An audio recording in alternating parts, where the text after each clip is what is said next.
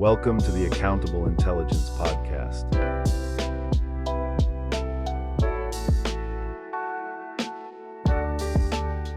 Welcome back to another episode of Accountable Intelligence. Lucas Truax here, and Sean Floyd is joining us from On the Road. On the road, in baby. transit. Today we're going to be talking through quotes and perspectives on AI, and specifically risks and impacts. And I think what we hope is a little bit of a unique take here is that the quotes we're going to be reading and discussing are all AI CEO or AI investor quotes. So we'll get kicked off, jump into a couple of those, but I think that's really the key facet here. So when people tell you what they're trying to do, you may want to listen. So besides us on the outside saying, hey, look out, this is what they're trying to do, how about we just talk through a couple of those? So I'm going to start with one of the more sensational ones.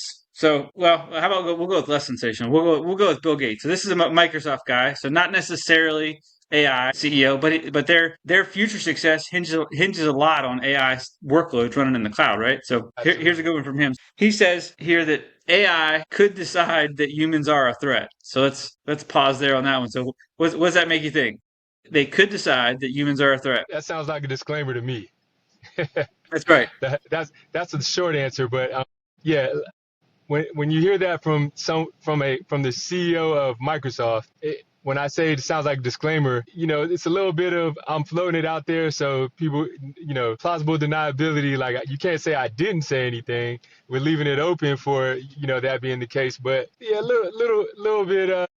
I don't want to say shady, but kind of straddling the fence, if you ask me, man. Like I'm pretty sure he's privy to some of the tests that they've done and their models and things like that, and tests that other big companies done for the models that they put out and things like that. So that's my immediate thought when I hear that. Yeah, and I like how it is a little bit of a cop-out quote too, because he doesn't say the real issue is left unsaid. He doesn't say what they're going to do after that, but we know, right? If AI decides that you're a threat and you have countless AI running things in the world, then yeah, the next steps are somewhat maybe not inevitable, but your likelihood of survival isn't great. Yeah. And I do want to say, when we say that, yeah, Microsoft is not an artificial intelligence company, yeah, but you literally can't run Windows without AI assistance. Like any rollout of Windows at this point has AI incorporated in it, whether it's just predicting what you're going to type next or, more very specific co-pilot type things. Yeah, so they are heavily entrenched in the artificial intelligence, as are a lot of the IT-based companies at this point. Yeah. Good point. Yeah, and he helped invest heavily in OpenAI, helped them get started and expand as a technology company. That's right.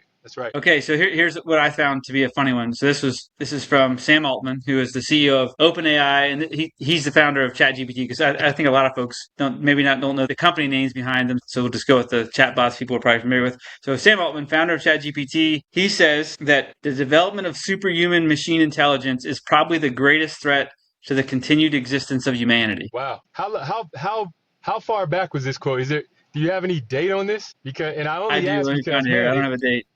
I hope that's at least a year old or something, man. Because I would guess that they wouldn't, they'd be much more conservative in that. And I'll qualify that a bit with what I mean by that. I think most of the models, the models that are released, you have ChatGPT 4, 5 dot whatever. Most of the latter models that you've seen, let's just say like the last 3. I think if you look at some of the tests that they've done, I'd bet that there are some tests that show that those models are proving that if left unguarded, no guardrails, they're gonna show you that there's some nefarious intent just based on how the models are set up. So going back to that quote right there, I mean, man, that putting it lightly, man. Yeah. The timing question was a good one. So this was in 2015. This was Sam Altman pre trillions of dollars dangling in front of his face, back when he probably maybe was a little more truthful versus profit motive driven. But yeah, that's a good context though. But this is Sam Altman, CEO of OpenAI, who makes ChatGPT, saying that development of superhuman machine intelligence is probably the greatest threat to continued existence of humanity. So that's just a mind that big of a threat. I mean, yeah.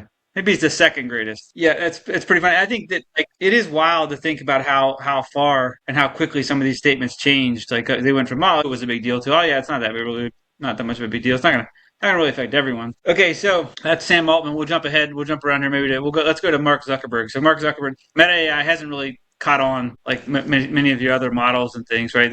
They're a little bit further behind. But in Mark Zuckerberg, and this was, I think, was his interview with Joe Rogan in January. He thought that by the end of 2025, they're going to have an AI that would be effectively a mid-level engineer and would replace a mid-level engineer that could write code.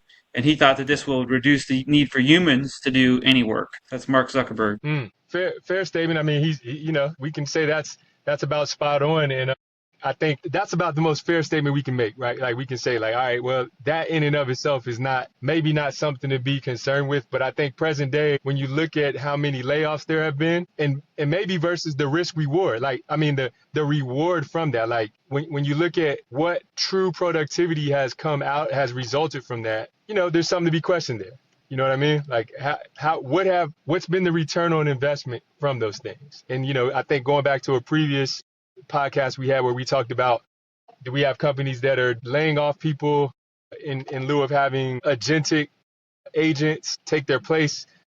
Is that because it's been return on investment for their company, or are they just following suit?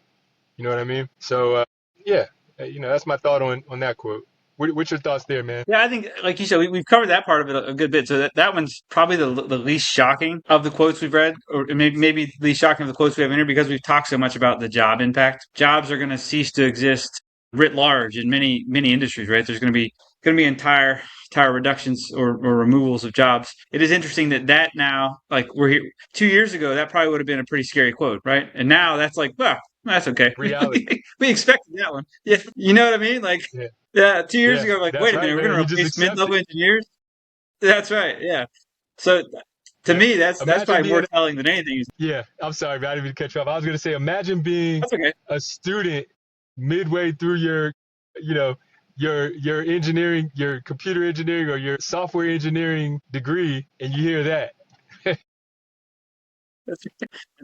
And that's why they're booing the CEOs. Yeah, that's why. There you go. Don't go to a graduation speech if you're a CEO. But that one probably for me the most was just how fast it's moved, because that would have been like kind of groundbreaking 2 years ago to say something like that. I wouldn't be like, "Ooh, really? You think you're going to replace a mid-level engineer, not just an entry-level engineer?" But so nothing too sensational out of Zuckerberg except for showing us how far we've fallen already. Okay, so here is a John Talon. It's Jaan, which is, I have no idea how to interpret that.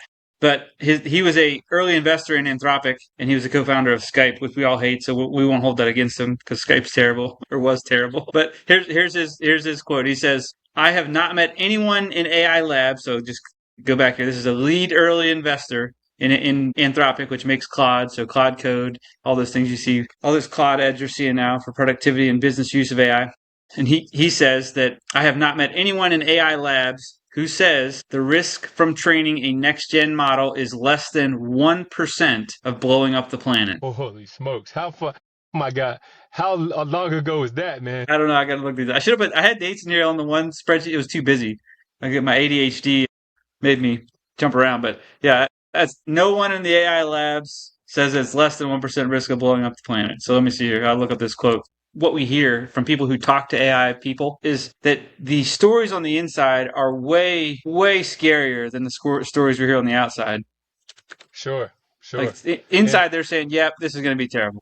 Something's going to happen." It's scary to think that all these smart people just said, "Well, we'll just continue on. Can't be joined."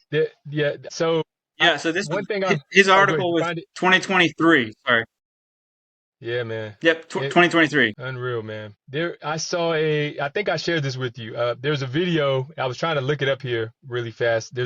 I saw a clip from Dr. Roman Yampolsky, professor, I think, if not MIT, one of the more technically astute or technically known colleges here in the United States, who's, everything that he teaches is around the existential threat of AI. So you've got somebody in academia that is trying to sound the alarms on these. And it's such a eye-opening yet simplistic interview where he's basically saying, like, tying these things together. All the tests that come out about these models and the same people who are pushing AI all the tests that are publicly known are saying there is a very high percentage chance that as we move towards AGI and superintelligence, AI, it's going to ruin humanity. And to hear 100%. somebody, of his ilk, somebody who's, teaching students, somebody who has his credibility say that, to the everyday person, it should really be a wake up call. Like, holy smokes, man, we're right here. We're right here. So Yeah, 100%. it might be good to see if we could reach out and get him on the podcast. I don't know how accessible he is, but he's a pretty well known person in the artificial intelligence community. But yeah, just something to think about, man. A lot of these quotes, I love to read those to him, and just let him kind of talk a little bit, expand a little bit on kind of what we're saying here. Was like, well, the evidence is right here in front of us. You know what I mean? And Yeah. and a lot of these companies or these people that are attached to these companies are looking at these things and saying, well, we know these things, but well, we're just going to continue on. Crazy. That's man. right. Yeah, and I think that like what's crazy about that risk, like he put a percentage in there, right? So 1%. That's 1 in 100. That's not like a 0.00001, right? Like we talked a lot. Right. We talk about a lot about uptime in IT, and you're supposed to have systems uptime of like 99.99%, which is 0.00. I mean, it's a wildly different mathematical comparison to 1% chance of blowing up the planet, which is just absurd. There's another quote. I don't know if I put it in here, but it was between 3 and 5%. I think that may have been from Sam Altman, but I'll see if I can find that one specifically. But between a 3 and 5% chance of it causing the end of humankind, which is just crazy. So there are a couple. So for the longest time, artificial intelligence was really any task that a computer could do unaided. So they would call it. So if you could say, trying to think of a term. I think so. When I was taking AI classes in like 2013, the example of artificial intelligence was the Microsoft game, and I can't remember what it was. It was like it wasn't a Twitch, might have been an Xbox, but there was an Xbox that had like motion, and really some of the first like deeper learning models, like the neural networks, were based off of those gaming situations. That was to recognize player motion so that it could figure out where you were, and then of course respond appropriately within the video game. So a lot of the earlier intelligence, like your general or your basic artificial intelligence, was called artificial intelligence, even though it wasn't very intelligent. It was artificial, but it couldn't do much. It couldn't respond. It was really almost like an if then, like if the player's motion is within this range or in this area or field, then do this other thing, right? So move the sword, move your count a hit on your opponent or similar. As things have advanced, there have been kind of different ways to describe what makes up like different levels of intelligence. So I think even now, like the chatbots we're using, things like Claude and ChatGPT, those are still called artificial intelligence. Mm-hmm. And why they're called artificial intelligence is that they're still able to kind of synthesize and respond to things that they've been trained to do. So, for example, Claude or ChatGPT, they use these models that are really they gather up all of I think the corpus of information would be the appropriate term for training models. They gather this corpus of information from the internet. They review all that information, and at their essence are really a probabilistic word prediction mechanism. So you have a model that can say, based on this context, what word appears next. And so your natural language processing models, really, they're, for lack of a better term, are not much more than parrots that can do it. They can synthesize words with appropriate context. I know that sounds very oversimplistic, but that's really what the neural networks do, even though they do it in layers, right? But artificial general intelligence is something that can reason by itself. So, for example, maybe without context, you create a being with enough reasoning power and ability that it doesn't need like the corpus of information to learn from or train from. It is essentially a self-training, and some of the self-training things have been achieved already, but it's a self-training, self-learning, and reasoning agent. So that's when you hear AGI, and that's really the term that scares everyone the most, because once an AGI is created, then what do you do with something that is more intelligent than its creators and has access to all of this power and resources across the world, right? So that's the AGI piece, with the ability to reason by itself, standalone, and doesn't necessarily need training, is really what that refers to. So that's AGI and superintelligence would be similar. I think that we're probably close to superintelligence in a lot of the chatbots because we've been able to make learning, again, using a corpus of existing human knowledge, make learning so rapid and have it synthesize it into a response to you in a way that kind of represents human feedback. So they've taken all the human brains, they've gathered into a big search engine, and they said, okay, I can give you a human sounding response now, but it's not creating new knowledge, right? Sure. Good answers, man. Yeah. And so just in my point in asking that, if when we're talking about AGI and superhuman intelligence, or I'm sorry, super intelligence, Yeah. artificial and super intelligence, is that, by some of the measures, and there are people who believe we've reached and surpassed AGI in certain areas. Like you said, the example, we know that certain models are trained to doctorate or past doctorate levels in certain areas, sciences, mathematics, what have you. So when we speak about these things, the idea there, just tying this back into the dangers of, the chances of artificial intelligence, wiping the human race, blowing the human race off the face of the earth, or what have you, ruining humanity. The idea is that when, in putting it in some simplistic terms, and I got this from the Dr. Roman Yampolsky, and I don't know if we recorded this part, but he's a professor at, I think, the University of Kentucky, has been in artificial intelligence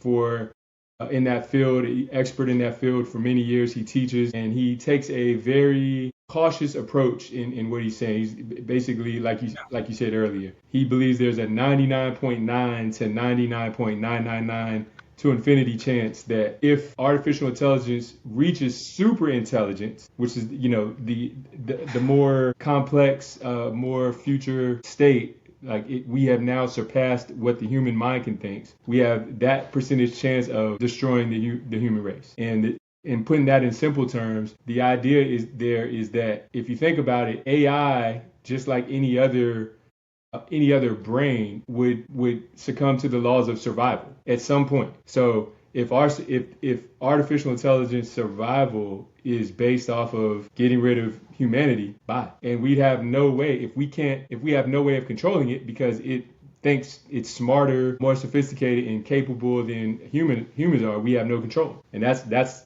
simply what it is. So tying that all back to what we talked about with what these big companies, your Sam Altmans, your not Mark Zuckerberg in that particular quote, but I'm sure there's been others, your Elon Musk. The fact that they have made these quotes and we now see them leading the charge with all these models and pushing towards AGI and super intelligence, that's crazy. That's insane.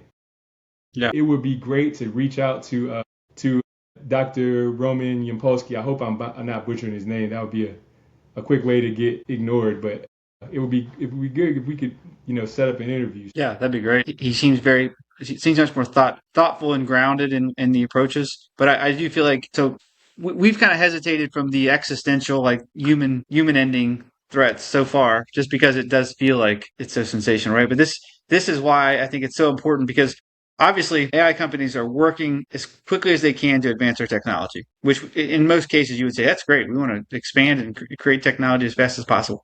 However, the next generations of their technology, like their ideal, what they're charging towards is what you just described, AGI, right? That's their goal for research, is developing AGI or ASI as quickly as possible. So what they need for that right now is significantly higher levels of compute and more resources to do that compute with. So they want to turn the Earth into a brain that can do all their compute for them, so they can reach AGI and be the first person to do it.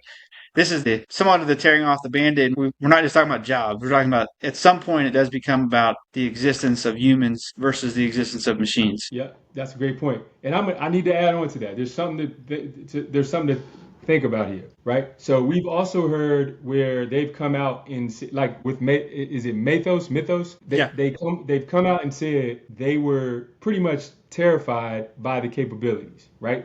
Even though they're terrified, we know that the NSA and I think they said 40 select companies were given the model and allowed to use it. So who knows where that has progressed to. But the idea there is the terror comes from being shocked at the capability, which means we are not able to track or control the capability. So if you think about that construct of what you just said, like right now, the existential threat does not seem realistic.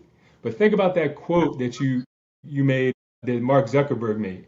By 2025, there will be no more need for a mid-level engineer. And how unrealistic did that seem back then? Here we are, ahead of that curve, right? 100%. So in that same fashion, just imagine you have all these entities out here pursuing artificial superintelligence. If you can't keep up with or predict or understand how progressive these models or these brains are, or even maybe how they're interconnected, what they're doing, how are you going to know? How would you know? You won't even know. 100%.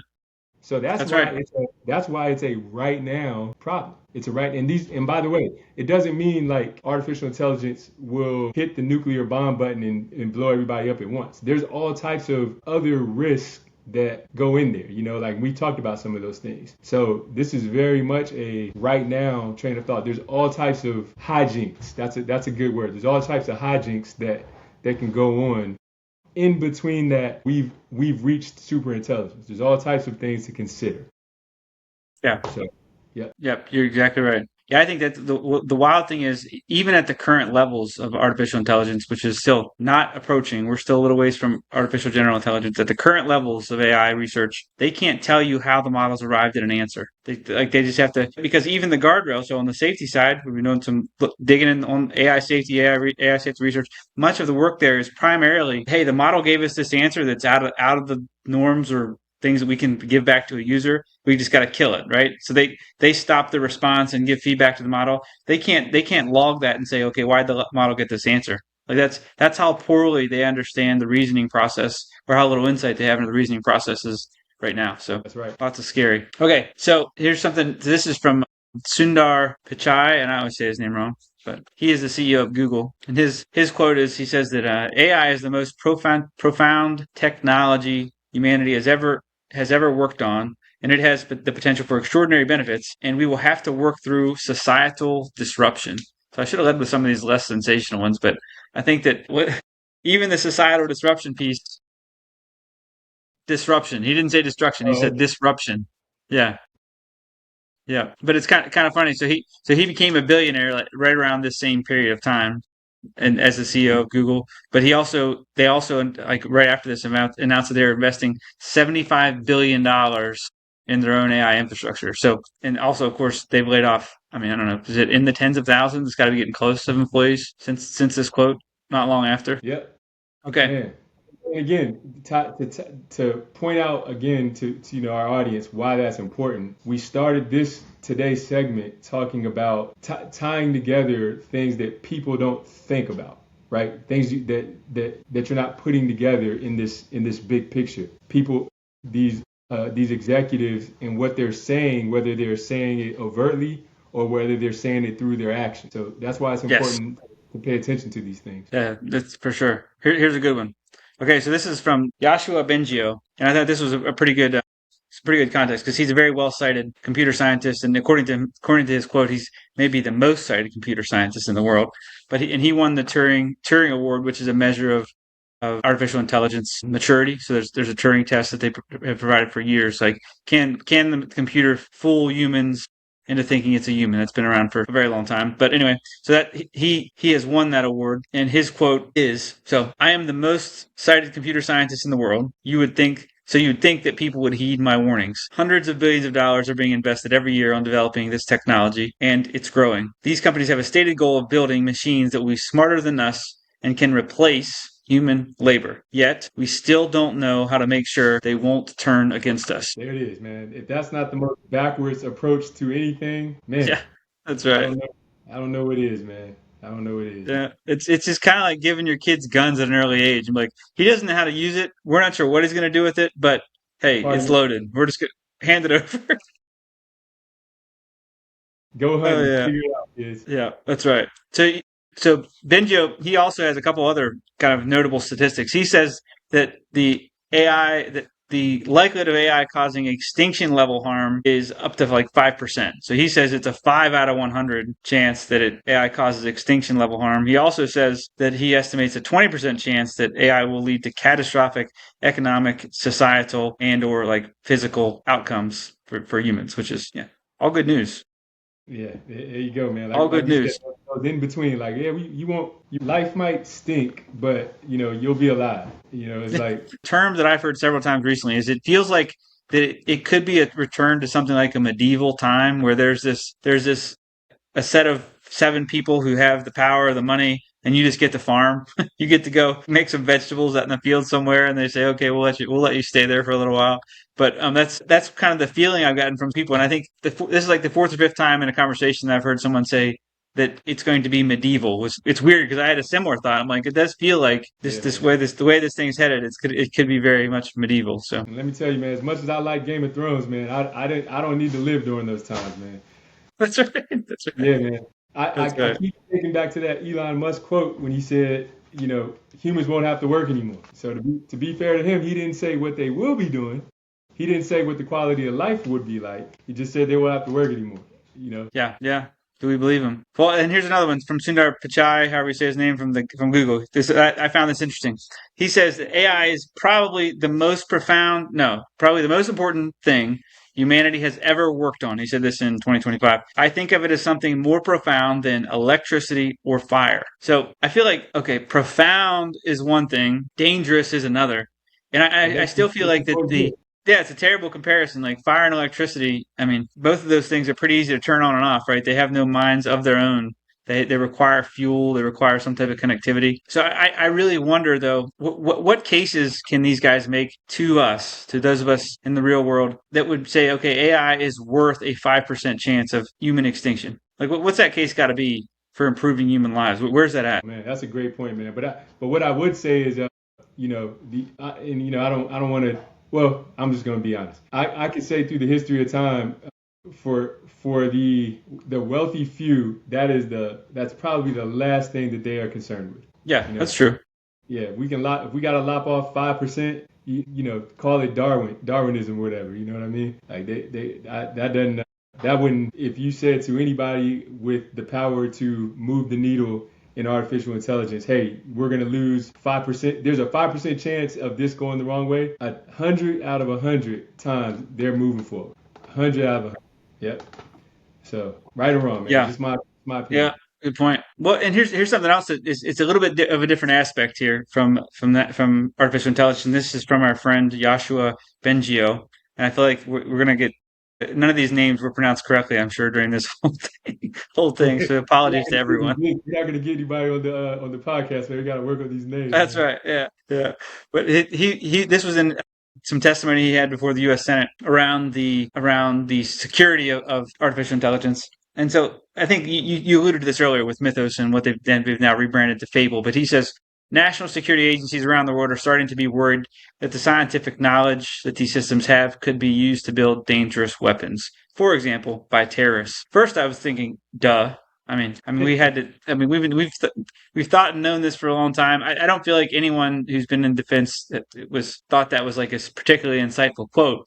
But I do feel like that the level of access and the level of research that you can now essentially purchase with a few tokens is a little bit terrifying. Because if you think about what's set America apart, I mean, even as far back as I'm in Texas here, and everyone learns about Quanah Parker and the Quahada Indians and how they were able to wreck a lot of the cavalry early on in Texas history until some guy named Samuel Colt created this rapid fire gun, right? Yep, he could shoot 6 shots. Is that right? He could shoot 6 shots quickly, and that changed the game. And so, like the United States cavalry had no real advantage over the Comanches because the Comanches were better riders. They could ride faster. They knew the terrain. They knew where the water was. They were just wrecking cavalry and the Rangers, Texas Rangers, up to that point. But the technology, the knowledge of how to make the weapons, the access to the weapons, that changed everything. Because as soon as the Texas Rangers had those weapons, they could just go head to head with them. And I can't remember the name of the battle, but there was this battle where like 20 Texas Rangers held off like a tremendous amount of Comanches, and that's when the Comanches realized that something had changed, and of course it was technology and weaponry. But with AI, the correlation to me is that you have like they're handing out Colts to everyone. Like there's this sudden level playing field. Like, hey, how, you want to build a nuclear bomb? Like here are the ways you can build a dirty bomb or all these types of things, and you have all that reasoning access in your hands versus having to go, for example, for Iran. Remember when all their nuclear scientists got like killed, Disappeared. whacked? Yep. possibly by the U.S. So like that's part, like you have to go invest in the talent, the time, and the resources to build something like that. Now it's some prompting and a few queries away. Yep. Scary, man. And if I'm going to be fair to some of the people that we are sort of dragging through the mud, I don't want to say dragging through the mud, but hoping that this will raise awareness for accountability. To be fair to them, when I think about that example you used, the defense that they would say is like, well, hey, the bad guys are going to do whoever the bad guys are to you. If it's China, if it's Iran, if it's Russia, if it's whoever. That's the argument.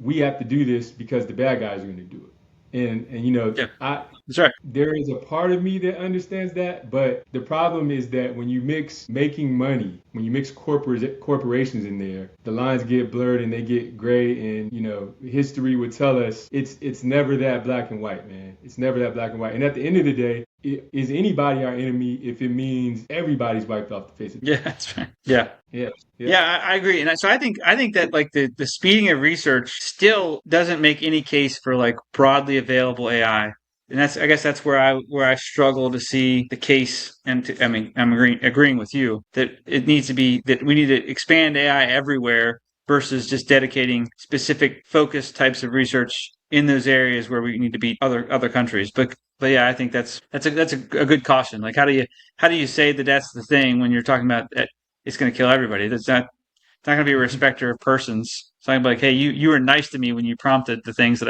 you put there. There you go, man. There you go. Tough thing, man. And I was trying to think. Are you talking about we were speaking of the Battle of the Little Bighorn? I think that's what you were talking about, man.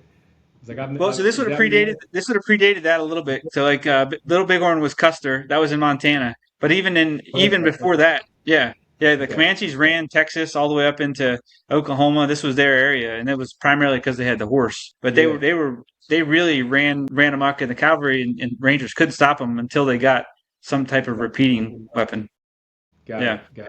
Okay. Yeah, there's a book, I think it's called Summer of the Comanche Moon or Comanche Moon or something like that. It talks a lot about those specifics, but it boiled down the technology and access to it. I'll have to take a look, man. I love reading about history, man, especially when you can tie technology and, man, how that changed. That's right. I mind going back to the Genghis Khan and how he almost conquered 2/3 of the world or so, just again based off ingenuity, man. That's one. Let me add that in really quick. So, like, going back to your point about how the access to tools allows one single person to have the power to create these things that they didn't before. I think when what I think about here is how a Da Vinci had all these inventions. If you look back, like they talk about, he drew the stealth bomber. If you look, one of his inventions or one of his ideas was the stealth bomber in flight. The problem was he didn't have the piping or the ingenuity. The ingenuity was not there to be able to build it out. And that's what we're talking about here.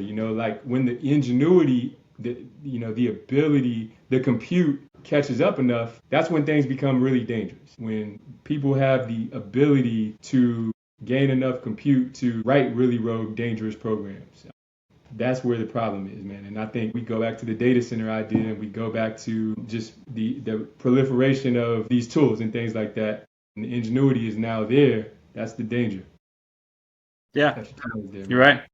Yeah. Okay, so this is a little bit different themed one, but one I found interesting in large part because of its hypocritical nature. This is Sam Altman before the Senate in 2023. He says that the more general ability of these models to manipulate, to persuade, to provide sort of one-on-one interactive disinformation, given that we're going to face an election next year and these models are getting better, is a significant area of concern. And this was just before he lobbied hard against any regulations designed to fix some of these issues with the models spitting out essentially the wrong information. So pretty funny. That is funny, man. I guess again, it's kind of hard to match. Yeah, that's right. Yeah. Gotta love it. Okay, so we got time for a couple more here, but go ahead. I said I don't even think we need to expand on that one, man. That's right. Let it go. All All right, so some of the more sensational ones I tried to save. So one we have from Elon Musk, and this one is interesting to me in its simplicity. He says AI has the potential of civilizational destruction. Civilizational destruction, which is just, again, mind-blowing to me. One of the things that I find intriguing about Musk and his relationship with OpenAI, he was one of the founding investors. Of course, it was supposedly going to be a nonprofit at that point, and there's been some very public lawsuit around that recently. But one of the things I find interesting, though, is they just went public with SpaceX, and they had an IPO, and they funded that in large part to purchase an AI company. I can't remember the name of the AI company. I'll try to see if I can pull it up here real quick. But to me, it was kind of a very, so the space is extremely heavily invested in right now, especially by the DoD and those other government entities, just because it's where a lot of things are going from a connectivity perspective. But it's crazy that they use that money from SpaceX to buy a AI company because they thought that was the right strategic play. That's how much they feel like AI is going to shape or change the financial world of the future. Yeah. So many thoughts there, man. First thought is, when I think about that quote, to be fair to Elon, well, maybe that's why he's going to space. You know, the heck with, he wants to find another world. There you go, man. Like, hey, well, you know, this world's going to hell in a handbasket. We need a new place to dwell. So I'm joking, but yeah. Again, man, I think he's at the apex of some of the things that are right in our face. With they're showing us with their actions more so than what they're saying with their words. Yeah, you know, for sure. Yeah. And again, man, use the term separation of church and state. It's a very dangerous thing when the people who control the world are also the people who have the most power and influence, you know, and yes, especially when it's financially driven. I don't know if I said that the right way, but the people who have the most money are also the people who are determining how the world works and things like that, you know. It just, human nature is going to say, we're going to do things that are conducive to keeping that construct the way it is, right? Keep my money flowing and things like that. So yeah, I think if we look at some of the things that Elon has been quoted as saying, and some of the things that we've seen him doing, and again, all respect to him, I think Tesla's full self-driving is one of the most unbelievable things ever, you know. But when we just overall look at like what he tells the general public and what they're doing, yeah, man, I'm just like, man, these no bueno, not good, man. Yeah, that's right.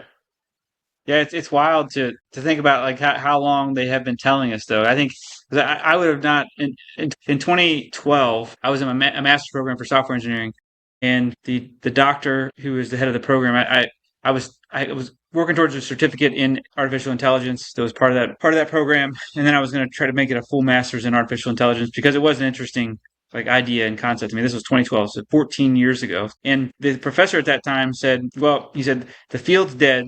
There's been nothing new in over a decade, development-wise, in artificial intelligence.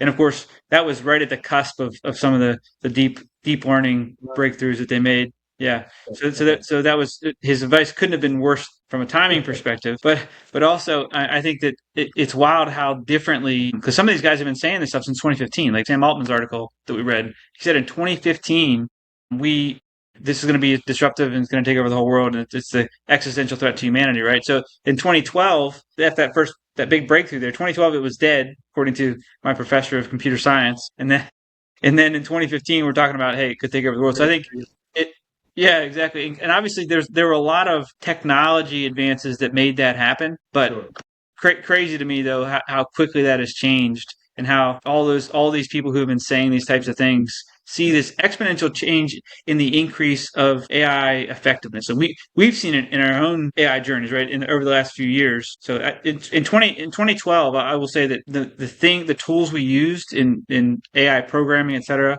were very rudimentary, and it did feel very much like a parrot. Like it could only say exactly what you told it to say. The reasoning wasn't there. But then if you fast forwarded to 2020, you had a lot. It could spit out a lot of things that were related. You had a lot of good context. Which again, if you're thinking about 14 years, you think, oh, that's still a long time. But if you think about the fact that AI research began in 1960 and how rapidly things have changed over the last 5 to 7 years, you can see how this research is exponentially and rapidly approaching something like AGI, which is again what makes us more afraid and more concerned about what's actually going to happen. Engineering caught up, right? In theory, That's they right. knew the engineering, the capability caught up, the capability to allow AI to do compute at the level they needed to caught up, right?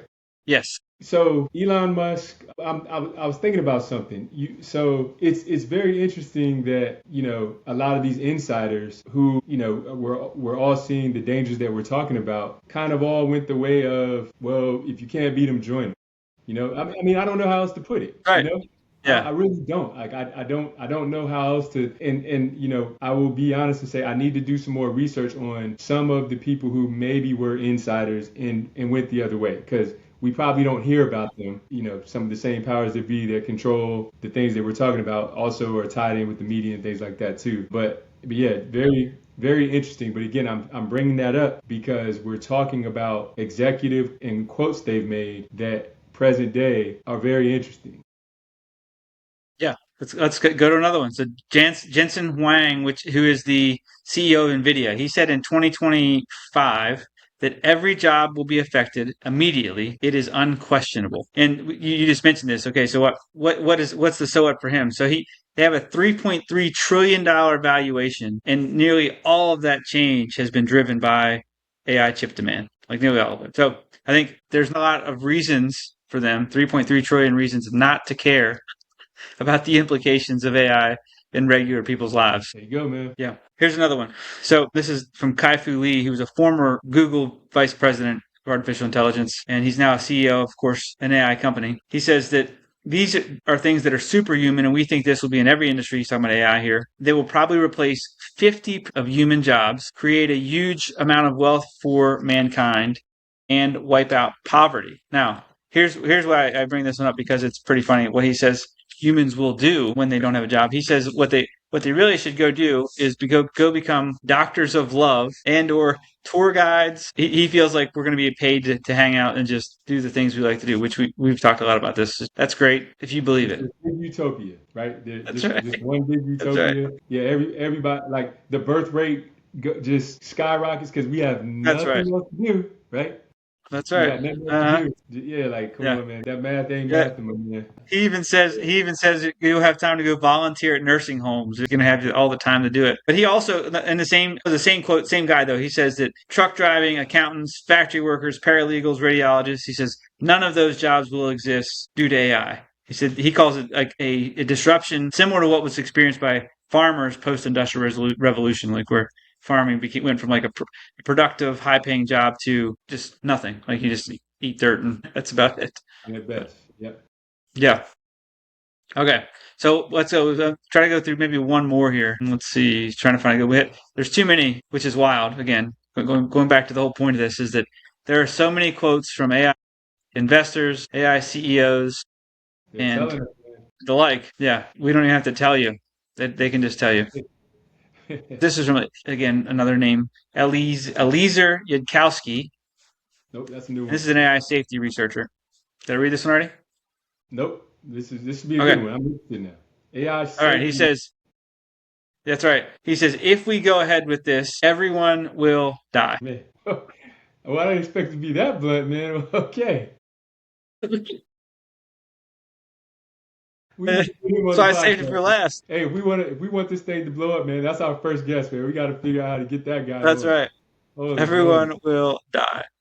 And it's from an article called "We Need to Shut It Down: Pausing AI Developments Isn't Enough," which is probably one of the better titled ones I've read so far. But I think he very succinctly says, like, if we go ahead, everyone would. And I don't think he means like, okay, what this next version or your ChatGPT query right now is going to kill it. But what he's talking about is artificial general intelligence and the complete lack of control that they have over these AI models. So that was a pretty good one to target for ending. But That's it, man. I think that's that one just kind of summarizes things, man. Like fascinating, man. We have these really smart, really well-known, well-connected people, man, and to see which way they've gone with this, man.